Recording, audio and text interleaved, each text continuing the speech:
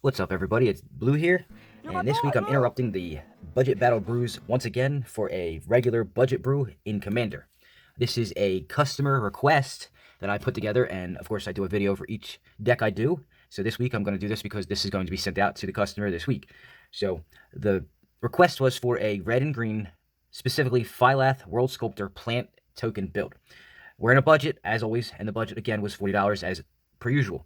So here's what I put together. Let's go over the deck, and then afterwards I'm going to put together a small upgrade section, and then we'll get out of here. So Phylath is a 1 green, 1 red, or Gruul colors, 4 colorless, or of any kind, for a 5/5, so 6 converted mana cost or mana value, for a 5/5 legendary elemental that says when he enters the battlefield, you create a 0/1 green plant creature token for each basic land you control. That's important. It has to be basic, so you'll see a small change in some of the way I do things for that. It has a landfall ability that whenever a land enters the battlefield under your control, you may put, or I'm sorry, you have to put 4 +1/+1 counters on a plant you control, essentially making them a 4/5 the first time, and then going from there to an 8/9, and then so forth.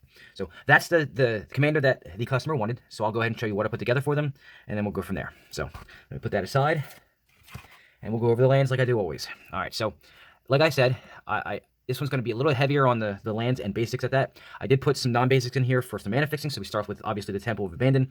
It produces both either a green or a red, and then when it comes into play, it comes into play tapped, but it also helps you try one. Gruul Turf. And the reason for Gruul Turf, this is very important. So it taps to add a green and a red. It enters tapped, which is a downfall, but when it enters the battlefield, you can return a land you control to its owner's hand, essentially looping extra landfall drops, okay? It can return itself. Keep that in mind. The Gruul Guild Gate, so the green-red gate, it's a gate and it enters tapped. Kazandu Refuge, this one was actually an older version of the enters the battlefield tapped dual lands. Obviously, it also gains you an extra life. Rugged Highlands also gains you a life as well. This is the newer version of them. Timber Gorge doesn't give you a life, but at least it helps mana fix. Colony Garden was an almost auto-include just because even though it enters tapped, it only taps out a green, it also creates an 0/1 plant for you. It's a free token. Cave of Temptation, because the sub-theme here is going to be +1/+1 counters. I'm running out of these, so they're not going to be in as many decks as I wanted. If I get my hands on more, they'll go in almost every build I do that's creature-based or token or counter-based. It adds a colorless. You can pay 1 and tap it and add 1 mana of any color, so it helps mana fix. And then you can also pay 4, tap it, and then sacrifice it to put 2 +1/+1 counters on a creature. And of course, you can't do that as an instant. It can only be done as a sorcery. Field of Ruin, because I've mentioned this many times, I always put land destruction of some kind, at least one, in every deck because you never know what you're going to run into. And then, like I mentioned before, the rest of it are going to be basic lands. Now, the difference here is that it's actually 2-to-1 ratio of forests to mountains because the amount of red cards in here is very minimal because most of the time when you're trying to do a landfall commander deck, green's the more prominent of colors. All right? So that's the lands for the deck. Ramp section, we're in green. Obviously, there's going to be a lot, and this one's going to have a lot of stuff to deal with ramping, putting lands into play, getting back your hand to play them again, all that good stuff. So we start off with the Rampant Growth, because it's 2 to cast. It's one of the cheaper ones. It helps put 1 land into play, tapped. Same thing with Natural Connection, but it's 3 to cast. Search for Tomorrow, also 3 to cast, but you can suspend it for 1, but it puts a basic land into play. Map the Waste, same thing, goes and gets a basic land, puts into play tapped, and then you can bolster 1, which again, plays into the sub-theme of +1/+1 counters. Cultivate lets you go get 2 lands, put 1 into play, 1 into your hand, so you can have a land drop if you need. Beneath the Sands cycles away if you don't need this for some reason. I don't think you will, but you never know. Roiling Regrowth. So this one's a little different. I don't put these in a lot of decks. It doesn't make sense to. So it's 3 to cast at instant. That's important. You can do this on somebody else's turn to create some kind of combat trick if you need to. Then you sacrifice a land to cast it, and then search your library for 2, up to 2. It doesn't have to be 2. I don't know why you wouldn't. Basic lands, put them into the battlefield taps, shuffle your library. That's a double landfall trigger. It also counts as a sacrifice if there's something in here, and there is, that can benefit from sacrificing something. So you can get a double landfall trigger on Phylath to put 8 counters on a target. So as a combat trick, you can get the double landfall, putting 8 counters on something that's blocking. People might think, oh, it's just an 0/1. It now becomes an 8/9. So that's a good little combat trick. Same thing with Harrow. It's almost the same exact card. You have to sacrifice it. Now, this one doesn't tell you that you have to as an additional cost to do so. It just makes you. This one is you can't cast it without sacrificing a land, okay? Then you search your library again for up to 2 basic land cards and put them into the battlefield. This one doesn't say tapped. Keep that in mind, and this also is instant. Vastwood Surge, another new one that I don't usually put in because it has to make sense. It's 4 to cast with a kicker of 4, all right? And then you search your library for up to 2 basic land cards and put them onto the battlefield tapped. Obviously, then you shuffle. And then, of course, the last line is if the spell was kicked, you can put 2 +1/+1 counters on each creature you control. Again, fitting that +1/+1 counter sub-theme. So those are the ones that I've chosen to start with. I'll mention a couple of more in the upgrade section. Let's move on to the creatures.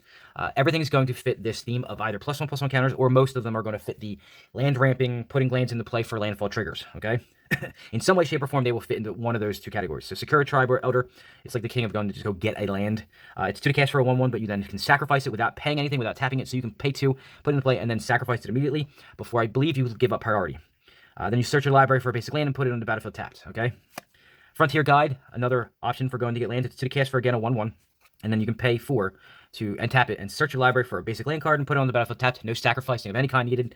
It just goes and gets lands. So it's good to help get repetitive land drops, extra land drops without having to play land. Fertilid, 3 to cast for a 0/0, but it comes into play with 2+1/+1 counters, and this is where that +1/+1 counter theme, sub-theme kind of starts to mold. Then its ability is to pay 2 and remove a +1/+1 counter from it. No tapping involved, so you can do it the turn it comes into play, if you have enough mana to do so. And then you can go search for a basic land, and this is why the basic lands are more prominent in this one. And in this deck, I do have, I believe it's 39 or 40 basic lands, where usually I do about 35. This one has a couple extra just to have the extra land drop capability for landfall. And then you put them in the battlefield tapped, just like everything else is doing. Green Seeker, it's another version of going to get a land by tapping it instead of sacrificing something or removing something. This one makes you discard a card. So you pay a green, tap it, and discard a card. Now, what I'm going to tell you on this little secret here is the other secondary sub-theme would be to return lands from your graveyard either into play or to your hand. So for him, with this build, you want to most of the time discard a land card, specifically a basic land, for the ability. Then you can go ahead and search your library for a basic land and reveal it and put it into your hand, okay? Yavimaya Elder, back in the day, specifically Urza's Destiny, these were the king back in the day. So it's a 3 to cast 2/1. So the theory behind him is use him as a blocker and then sacrifice him for his ability. So what happens with him is, I'll read it in reverse. You can pay 2 and sacrifice him, no tapping involved, to draw a card. And then, when Yavimaya Elder is put into a graveyard from play, you may then search your library for up to 2 basic land cards, reveal them, and put them into your hand. And then if you do, obviously shuffle. So the point there is, it's a 3-for-1. So you put them out in play, you can block something and then sacrifice them. The creature will still count as blocked. You won't take any damage from the creature it blocked. You sacrifice them to draw a card, and then also, at the same time, you go and search for 2 basic land cards and put them in your hand. It puts 3 cards in your hand, and in this deck, more cards, more gooder. Crows and Tusker, so you're not going to cast him unless, of course, you have the mana and nothing else to do with him. For the most part, you're going to cycle him, because he's a 2-for-1. So when you cycle him, and the cycling cost is 3, when you cycle him, you can then search your library for a basic land card, reveal it and put it in your hand, and then shuffle, and then draw the card, okay? So you discard him, go get a land card, put in your hand, shuffle, and then draw a card. 2-for-1. Scaled Herbalist, so it's 2 to cast 1/3, a nice little butt to block some of those pesky little 1/1, 1/2s, or 2/1s, or 2/2s. You can tap them to put a land card from your hand onto the battlefield. If you were playing blue-green or Simic colors, there is an infinite combo with a card like this. I won't get into that because I have a deck that I'm going to actually do of my own that I'm going to reveal that in. I don't use Scaled Herbalist. I actually use the older version of a card like this that lets you put a land into play. Same theory. He can create an infinite if you're in blue. In this deck, it just helps create landfall triggers, and that's a good thing. Groundskeeper. Remember what I was saying earlier, that you can discard cards and you want to make sure they're basic lands? It's because I got this in here. Groundskeeper is a 1/1. That you pay 2, and you can do it as many times as you have mana to do so, and return a basic land from your graveyard to your hand. So you can discard a basic land with, I believe it's Green Seeker, discard it to go search for a land, put it into play, I think Green Seeker does. Put it into your hand. Okay, so you can put it in your hand, and then you can pay 2 to get that land that you discarded back, so you don't lose anything. Jedi Offshoot, so we're going to start using some landfall, we're going to go over some landfall trigger stuff. So it's Defender 03-for-1, again, helps defend against early and sometimes mid-game creature horde attacks. It has landfall, and this is where it helps keep you alive. So the other theme here, and yes, there are a lot of different sub-themes here, but that's just because they all cohesively work together, is that whenever a land comes into play, you gain a life that helps keep you alive. I believe that's double L, so we're going to say Lysian Caryatid. 2 to cast for a 1/1. It is a plant. Oh, forgot to mention that. It's a plant. You can make this guy bigger every time you put a land in play. So now the landfall triggers, if you have Phylath in play, you can put 4+1/+1 counters on him, making him a 4/7, making it a really big defender. But anyway, also a plant. It's a 1/1. You can tap him to add a mana of any color, and then if you control a creature with power 4 or greater, you can add 2 mana instead. Without the amount of +1/+1 counters that you can create in this deck, this ability will actually start tapping for 2 quickly. Bayou Groff, remember I said earlier, sacrificing things matter. So it's a 2 to cast 5/4. It's a pretty good price, but there is a downfall. So you either must sacrifice a creature or pay 3 when you cast him. You should have plant tokens that you can sacrifice to cast him and just get a 5/4 for 2 mana. Masked Vandal, 2 to cast for a 1/3. He's in here because he's a changeling shapeshifter. What that means is he's every creature type, so he's also a plant. So he can be targeted by Phylath, okay? And then when he enters the battlefield, you may exile a creature card from your graveyard, and if you do, you may also, in addition to everything else, exile an artifact or enchantment and opponent controls, so it's good defensively as well. Guardian Gladewalker, again, same theory. He's a changeling shapeshifter. He's a 2 to cast 1/1, and when he enters the battlefield, you can put a +1/+1 counter on any creature you have. So now you get to decide where you want to put it. You can put it on him. You can put it on another creature. You can even put it on an opponent's creature if you want. No reason to normally, but you never know what you're facing. So, actually, is that... Yeah, just his target, not even your own. All right, next up, Grappling Sundew. 2 to cast 04. Again, Defender. This one has reach. The reason for this is there's not a lot of flying or flying defense in here. So this guy's in here because he's an 04 for 2, a plant, so you can make him bigger. Has Defender, so he can't attack, but you might not need to. And reach, so you can block flying creatures. And then his ability is for 5. You can make him gain indestructible until the turn, so he can never die. Okay? Or at least he can't die, he can be removed or exiled. Another landfall ability that helps you gain life. Same thing as the other one. The, what is this? The Jedi Offshoot. So same thing. This one doesn't have Defender, though. It's a 1-3 for 2 instead of no 3 for 1, that whenever a land comes into play, you can gain a life. Under your control.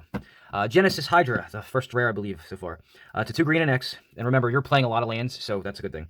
It's a plant, Hydra, that when you cast them, you reveal the top X cards of your library, and you may put a non-land permanent from among them onto the battlefield. So, if you cast him for 2 green and 5, so for 7 total, and he's a 5/5, because you put X is equal to the amount of +1/+1 counters you put on him.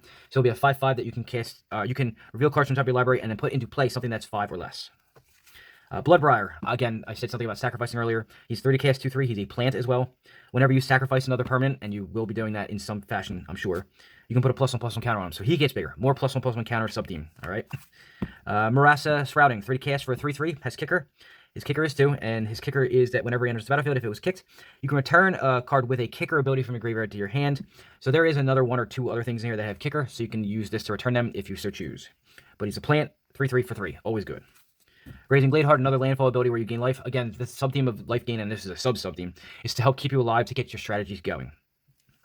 Living Totem, 4 to cast for a 2/3 with Convoke, and Convoke basically says that your creatures can help pay for either 1 or 1 mana of any color of that creature's color. So if it's a green creature, it can pay for the green if you want to put it out into play. And then he's a 2/3 plant as well.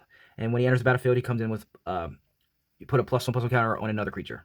Okay, more +1/+1 counters. Thrashing Moss Dog, 40 cat 3/3 with reach. Again, flying is a weakness. He also has Scavenge, and Scavenge is one of the older abilities all the way back in Return to Ravnica block, that you can exile him from your graveyard for the scavenge cost and then take his power and put as many +1/+1 counters equal to his power onto another creature. Okay, so again, playing with that +1/+1 counter. Bloom Hulk, another plant that is 4 to cast for a 4/4, so good power to mana value ratio. He's a plant, so he works in Phylath, and then he proliferates, which again works well with counters, specifically +1/+1 counters, because you put an additional 1 if you want on each one. Iridescent Horn Beetle, so it's a 5 to cast 3/4. It's an insect, not a plant. At the beginning of your end step, create a 1/1 green insect creature token for each +1/+1 counter you put on creatures under your control this turn. It's to help create blockers and maybe possibly a win con for overwhelming the board later. We'll get into that in a little bit. Carnivorous Moss Beast is 6 to cast 4/4 or 4/5. It's a planet as well, and it also puts +1/+1 counters on itself. Beanstalk Giant. Now, this could have been in either the creature section or in the ramp section. We're going to put it in the creature section this time, but you're not going to cast it unless you need to.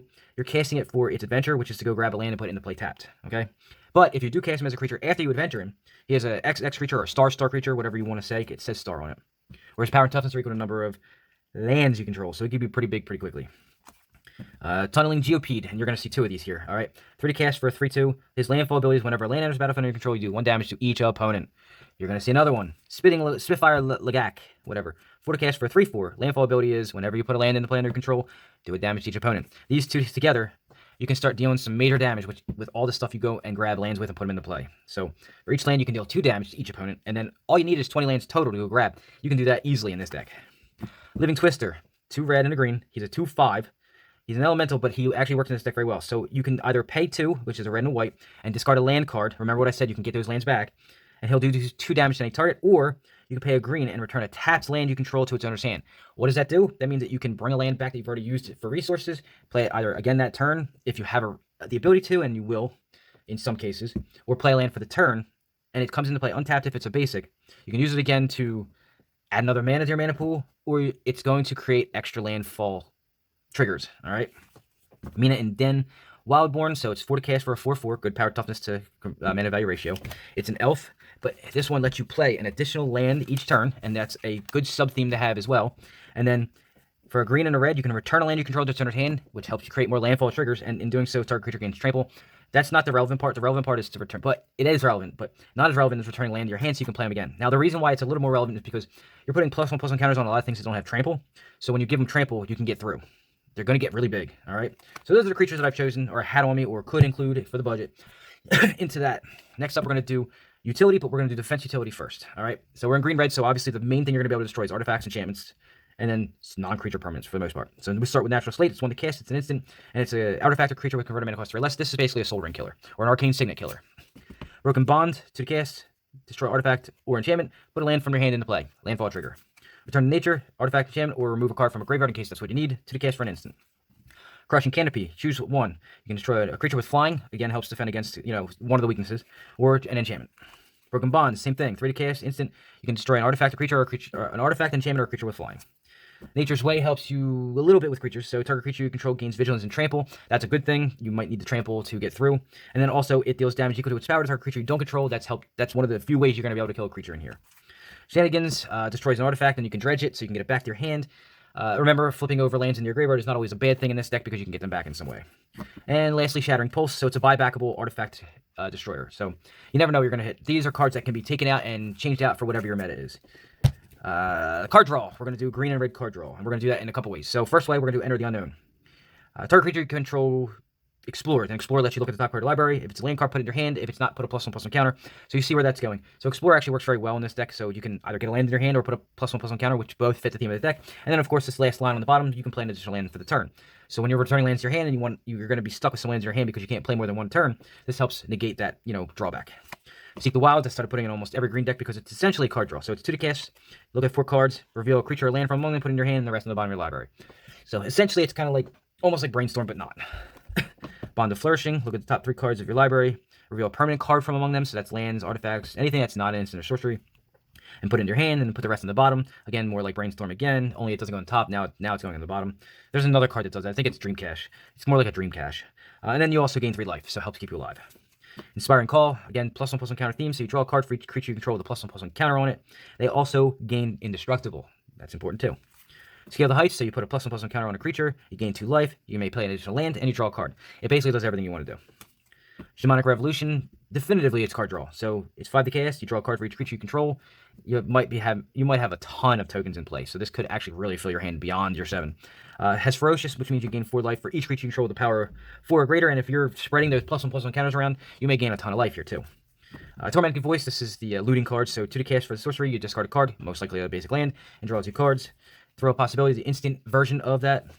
Cathartic Reunion, it's this one, you discard 2 cards to draw 3. Wild Guess, it's just the 2 red instead of 1 red, 1 of any version. Discard a card and draw 2. Honor the God Pharaoh, it's 3 to cast. Same thing, you discard a card to draw 2 cards, but only now you get to amass 1, which is putting a token into play. That is with +1/+1 counters, so that could help with Aspiring Call. Seize the Spoils, so 3 to cast again, discard a card, draw 2 cards, now you create a treasure token, so in case you need another color, if you need you can just sacrifice it, it's an additional way to ramp. And lastly, Pirate's Pillage, so it's 4 to cast, again, discarding a card, drawing 2, and then you create 2 treasure tokens. So those are the card draws. And the last card we have for this deck is Nissa, Voices Zendikar. Now, the bitch about it is we were supposed to get this in one of the precons that just came out recently. We didn't get it because they screwed up, supposedly. So we got an extra copy of a non-basic land. It sucks. But what this does, and for this deck, it does great. So it's 3 to cast, which is pretty low for a good, really good planeswalker. Comes into play with 3 loyalty counters. Uptick 1 is to put an 0/1 green plant into play. Downtick of 2 is to put a +1/+1 counter on each creature you control. Notice the theme there. And then its ultimate is -7. You gain X life and draw X cards, or X is the total number of lands you control. Do you see how this card fits almost perfectly into this deck? There's nothing this card doesn't do that doesn't fit the theme of the deck. So that's the deck I put together for him. It's a $40 budget deck. It's pretty much the best I could do on the budget because this deck, I got to tell you, could be thousands. So I'll show you that in the upgrade section coming up, but it could be thousands just because the theme that you're going with is a very expensive one in Magic. So instead of talking about it and boasting it, why don't we go ahead and go over that? So let me get set up and we'll go over the upgrade section right now. Alright, so for the upgrade section, the first thing I'm going to do is I'm going to mention that you could possibly swap out Phylath for the Angry Omnath or Omnath Locus of Rage. That's going to be in the upgrade part of this, so I'll show you that in a little bit. It's not going to be long before you see it. I'm going to try to rifle through most of this and get through this as fast as possible so this video doesn't end up being an hour long. Alright, so for lands, we're going to go with, obviously you're going to put dual lands that don't come into play tapped that are red and green. They're actually not horribly priced, but they still are rather expensive.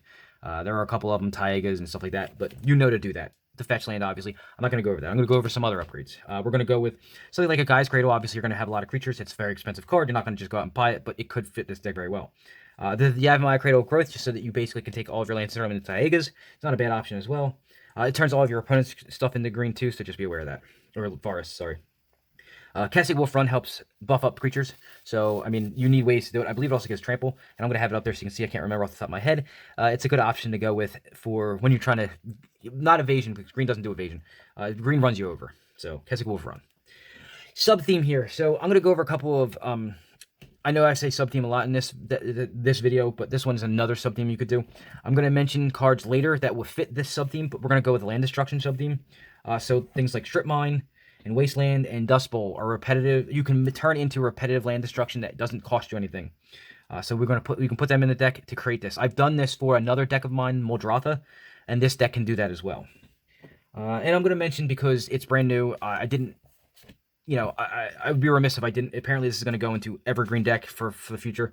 The new Pistachio, Who Endures. Obviously, you're going to put that in there because it's basically free, or not free, but like uncounterable destruction utility. So you can add that in as well. I'm not going to put it up there, but it's there. We're going to move on. We're going to go into the ramp real quick. So for ramp, we're just going to like either add or swap out for better mana value or, you know, cheaper casting cost stuff. So we're going to start with like Farseek or 3 Visits or Nature's Lure, because they're 2 to cast instead of 3 to put stuff into play, lands into play. Spoils of Victory will also help you because you can go get a mountain with them. Or if you wanted to go, for some reason, I don't suggest this highly, but I'm going to put in there, you can add a Soul Ring and an Arcane Signet in here if you wanted to, but this deck relies on the lands coming into play, so you can do it. I wouldn't suggest it, but I'm going to mention it because you can. But, you know, that's just my opinion. Other than that, we're going to move on to the creature section, and we're not going to worry about that. So for this creature section, I'm just going to rifle off a whole bunch of them. I'm going to show you a couple of them, maybe make a comment about them, but we're going to try to get through this as fast as possible. So the most important one to add in here is Avenger of Zendikar, and to try to get him to come into play as many times as possible, because he creates so many tokens. Just his first ability reads just like Phylath's ability of creating 0/1 plant tokens. So that's the most important addition you're going to put in here. You can also add Angry Omnath, like I mentioned before, or Omnath Locus of Rage, because you can switch him out or you can add him to the deck. He helps create tokens as well. Or Rampaging Balos, also creating tokens every time you put a land into play. And these ones are big tokens. They're 4/4s. You've got Scoot Swarm, which is the king of landfall creating tokens. If you want to go that direction, he creates a lot of tokens, especially when you're doing landfall, because you're putting a lot of lands into play, and once you get above 5, the thing just goes nuts. Spore Mound, because again, when you play land, you can put a creature token into play.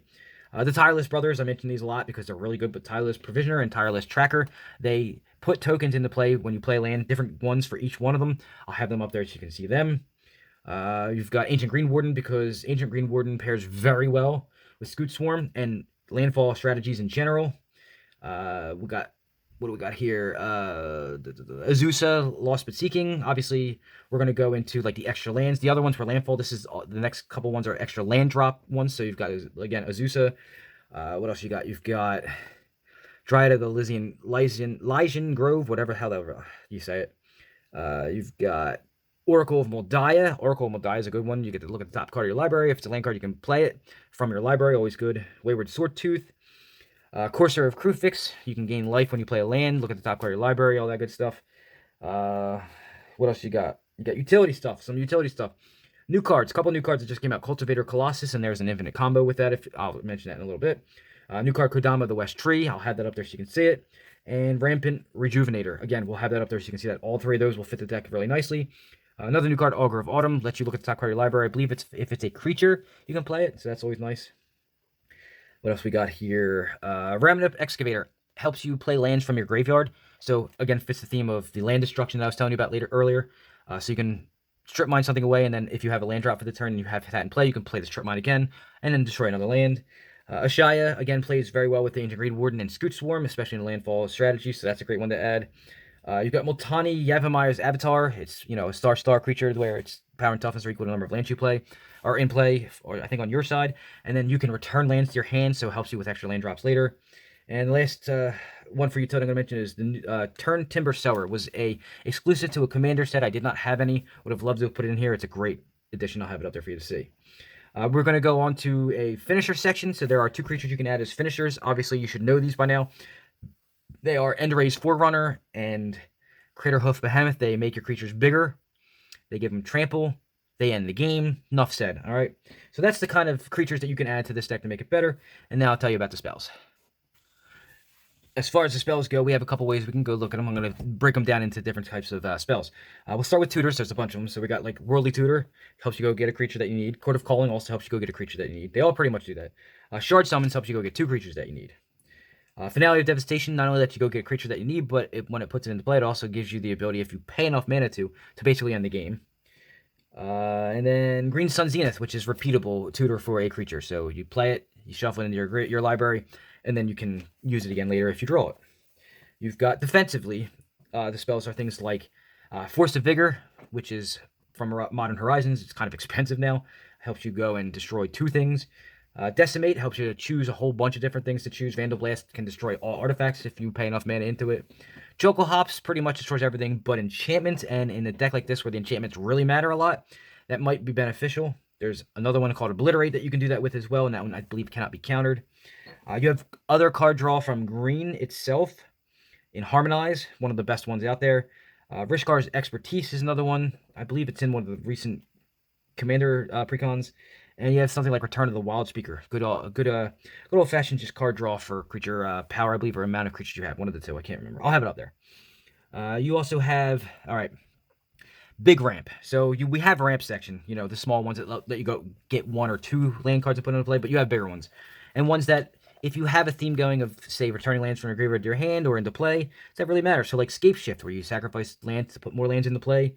Boundless Realms is a good one, helps you go get way more than 1 or 2. Reshape the Earth, let you go get 10. So all great options for big ramp. But you've also got things like Animist Awakening, Tempt with Discovery, or even, this one's not really for lands, this one's for all permanents, but Genesis Wave is a great addition as a spell to put lands, but also creatures into play, enchantments if we will, as well. You've got finishers on the spell side, and just like the creature side, they do the same thing. You know, Overwhelming Stampede or Overrun, and of course, everybody's favorite, you know, mass creature buff, and then end the game is Triumph of the Hordes, because it makes everybody have infects, so all you need to do is deal 10 damage. Good options as far as the spells go for this deck. We're going to go over some enchantments that you can use now. Enchantments will have a good amount that you can use that fit a good theme for extra land drops and for landfall, so let's go into that. Extra lands, there's things like the new Druid class that just got done, just made Exploration or Rites of Flourishing, all let you drop extra lands a turn. You have doublers, and this is where this deck really starts to shine. Obviously, doubling season, you've got Parallel Lives for extra +1/+1 counters, Primal Vigor. Hardened Scales is the one that I haven't mentioned before, but whenever you put a +1/+1 counter on it, you add an additional one. All good stuff. You got utility stuff too. I'm going to start off with like an Impact Tremors. So it's one of the few red cards that I'm going to suggest that you add in here. Every time a creature comes into play, it deals a damage to each opponent. So like, if you play a land and you have the Spitfire Legak out, and that land deals 1 damage to each opponent, and then you have something like Impact Tremors out, and you go ahead and have things out that every time you play land, like 5 different tokens come into play, now you're dealing 6 damage per land. So it's good stuff for this deck. What else we got here? Zendikar Royal. Speaking of, whenever you play land, put a creature into play, a token, Zendikar Royal. Retreat to Kazandu, good for life gain and +1/+1 counters. Rhythm of the Wild helps give your creatures haste, always good. And I believe that also gives them the option of Riot, I believe it is. I don't know, I don't remember. What else we got here? Growing Rights of Itlimac. So, Poor Band's Guy's Cradle.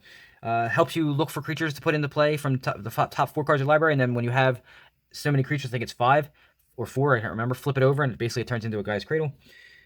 Guardian Projects, for every non-token creature you put into play, you can draw a card that, when it doesn't matches, and again, I always mention this in all my Commander builds because it was built for Commander.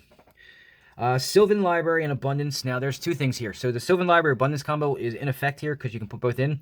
However, Abundance now has a new friend, and I mentioned earlier that there was an infinite combo. That is that Cultivator Colossus, where whenever you play, I believe it's a land. I can't remember. I had the Cultivator Colossus up there. If you need to go back to it, go ahead. But the combo is pretty much, you get to, when you play land, you get to, I believe it's take cards from the top of your library, the top card of your library or something like that, and if it's a land, put it into play, or something stupid like that. However, when you have Abundance in play, you can choose land as your card you draw, so you can put all your lands into play in one shot, so that's always nice. What else we got here? Blood Moon is a good one. It fucks over a lot of people. You're playing a lot of basics, and most people don't in Commander. And since you're playing basics, it doesn't affect you all that much, and it may affect your opponents. It makes all non-basics turn into just basic mountains. And Perilous Forays is another one. So that one deals with everything. I'm going to have that up there so you can take a look at it. You can take a look at it and see how it fits into the deck very well. So, again, a couple of suggestions. I'm not going to go into everything because this video is taking too long. We're just going to move on to the artifacts now. For artifacts, I got a couple here written down that really help this deck. So we're going to start off with the most important one, which is Maskwood Nexus. It will make every creature in here, every creature type. So you choose, everything's a plant, making Phylath's ability more relevant. You've got Conjurer's Closet, and the reason why this is one thing that I had a problem with is that this isn't in blue or white. There's no blinking effects that you can do in these two colors. I looked, trust me, I looked. So you have to go to your artifacts to do it in Conjurer's Closet. So it exiles the creature and then has it come back into play.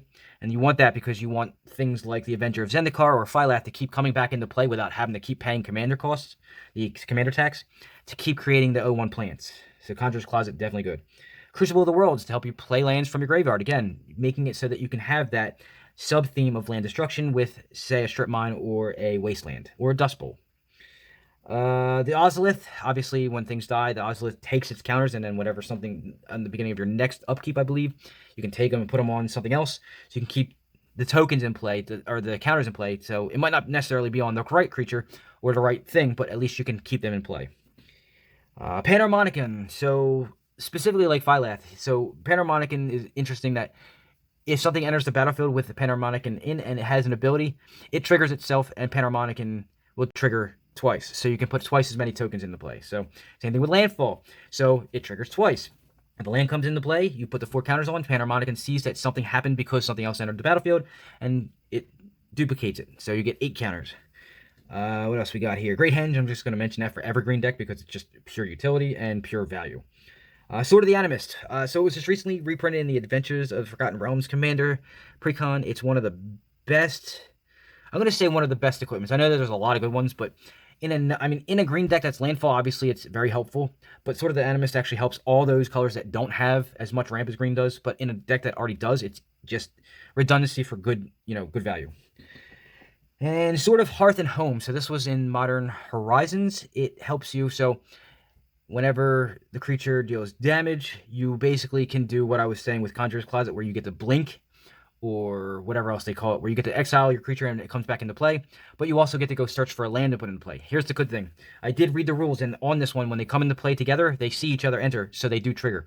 So the land comes into play, triggering landfall, and if you were to blink, say, Phylath, and get the extra tokens to come into play, so they both come into play, and then you get the additional 4 counters to put on something when they enter at the same time. And that's pretty much it. That's all for the artifacts. I'm going to move on to the planeswalkers, and then I'll show you a couple of combos. So the few planeswalkers that I can think that really help this deck are the following. Renin 6, Renin 7, Nissa Who Shakes the World, and that's the most obvious choice, and Nissa Vital Force. I'll have all of them except for the Nissa up there because you want to read them slowly and go over them. Renin 6 helps you get lands back from your graveyard. It also helps you do other things. Renin 7 kind of does the same thing, but the ultimate on that one's really beneficial, going to get as many lands as you need to. And Nissa Vital Force I'll have up there so you can read all the abilities apply here. Not really many planeswalkers I would suggest other than that. I mean, there are a couple you may like, but as far as that goes, I'll have the 3 up there so you can read them. Other than that, I'm just going to move on to a couple of combos that you can use, and we'll get out of here. I say combos, maybe I should have meant win cons because it's actually a little bit more like that. I'm going to mention Epic Struggle and Darksteel Reactor. And the reason I'm going to do that is because Epic Struggle, it's one of those things where it's an auto you have to remove or else somebody's going to win the game, and it will be targeted a lot. So it's whenever you have 20 creatures in play, you win the game, but it's only during your upkeep. If there's a way you can give it flash, that would be great, but most likely you won't be able to. Darksteel Reactor is a little different because it's a lot harder to remove, and that has, when it has 20 counters on it, you win. And because if you're going with a theme where you can double things with like doubling season and stuff like that, it can build counters quickly, and it's harder to remove. So those are 2 options. The next thing I'm going to mention, it's kind of a combo, kind of not. So I'm going to say Helix Pinnacle with Cryptolith Rite. And the reason why I'm adding Cryptolith Rite here instead of in the enchantment section, so Cryptolith Rite lets you tap creatures for mana, okay? Even if they don't have that ability, it gives them that ability. And Helix Pinnacle, you need 100 counters, and you have to pay for that each counter. So with the amount of tokens you're putting into play, you can actually activate this before your turn comes up. So you can do it to help you win before. So you tap all those creatures with Cryptolith Rite that you've created with that are plant tokens, throw that into the Helix Pinnacle because you have to pay its X, and then it gets X counters, then you win the game when you have 100. And I can't remember, I'll have it up there so you can see it. I can't remember if the moment it has 100 or if it has to have 100 during your upkeep. I can't remember off the top of my head, but you'll see it. I believe it's at the beginning of your upkeep if it has 100, but I could be wrong. Either way, so Cryptolith Rite helps you ramp extremely fast, so you can dump 100 mana into the Helix Pinnacle to get it that 100 counters, and it has Shroud, so it's kind of hard to kill like targeted removal, so that requires a global removal of all enchantments, and most people don't play them because they don't want to remove their own enchantments. So those are two alternate ways that you can win with a deck like this, and that's what I've got for you for the upgrade section. So that's it for this week. If you have any questions, comments, concerns, suggestions, any of that, I'll have my contact information up here. So it's Bluebears Games on Facebook. It's bluebearsgames@gmail.com if you want to email me, or you can just send me your contact information in the comment section of the video below. And that's what I've got for you for this week. Please do me the favor, like the video, subscribe to the channel if you have not done so already, or share this out to somebody who may be looking to build either a Phylath build, a budget version of Phylath anyway, or wants to see an upgrade section, how to build Phylath a little bit more. Not a lot of people play this deck. I think it's a more unique deck. I kind of like it myself when it comes to that. I was going to do this before it was asked for anyway. This just hastened the process for me to have to do it sooner than I was expecting to do it. So do all those things for me. And other than that, that's my time for the week. Thank you for watching. I will see you all next week. Have a good one.